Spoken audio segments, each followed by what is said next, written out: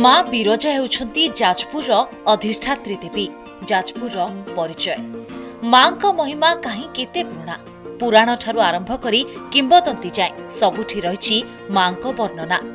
शक्तिपीठर शाक्त देवी भावे माँ बिरजा समग्र विश्व परिचित। माँ को स्वतंत्र वेशभूषा और पूजा समग्र विश्व विरल, जो माँ का दर्शन पाई सात दरिया पारी हुई छुटी आसंती श्रद्धालु।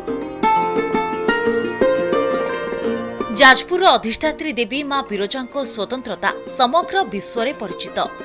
माँ का आविर्भाव ठारू आरंभ करी माँ को स्वतंत्र पूजार्चना और परंपरा अन्य कोनोसी शक्तिपीठ रे देखिबा को मिलेना।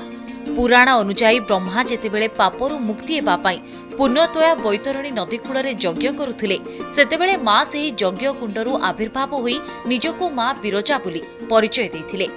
जब पुराण रे तांक कथा तांक आविर्भाव प्रसंग को आम जदि अनुशीलन करवा देखा जे अभिशप्त ब्रह्मा जेतेबेले ये बिरजा क्षेत्र रे बैतरणी तटदेश रे यज्ञ करथिले, सेतेबेले तांकर कातर प्रार्थना रे प्रसन्न होई माँ से आविर्भूत हेले बिरजा नाम निजोगु नामित करथिले। उदतिष्ठन महादेवी दिव्यांशुक विभूषणा एतद्भू गार्हपत्यं स्यात् ब्रह्मण जत्र सा भवत्। ब्रह्मांक गार्हपत्य अग्निकुंडरू आत्म प्रकट करी माँ निजर नाम निजे नामित करी लोकपितामह ब्रह्मा कहिथिले जे त्वमांग बिरजासंग नाम नामन्यस्व कमलोद्भव, तुमे मते बिरजा नाम रे नामित कर।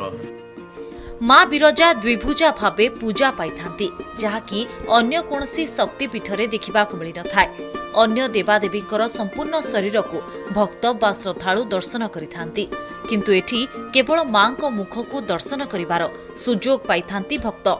माँ 16 दिवसीय पूजारे केवल गायत्री मंत्र रे पूजा पाइबा भली अनेक स्वतंत्रता रही। संध्या आलती समय बाहर बहुत भक्त मैंने आसी माँ को दर्शन करते संध्या दर्शन करते। ये संध्या दर्शन करे भक्त मान मन अच्छी जे माँ बिरजांकर जदि मो आ दर्शन करे तार मन मानसिक पूर्ण होता है और तार मन थी जी मानसिक पूर्ण होता है। मांकर रही रथ यात्रा भली विरल परंपरा। माँ प्रतिवर्ष प्रति पद ठारू 9 दिन व्यापी सिंह ध्वज रथरे निज बेढ़ा को परिक्रमा करिथांती, जहाँकि अन्य कोनोसी शक्तिपीठ रे देखिबा को मिली न थाए। समाजरू पाप हरण करने लक्ष्य रे मांकर ई रथयात्रा अनुष्ठित हेबार विरल परंपरा रही।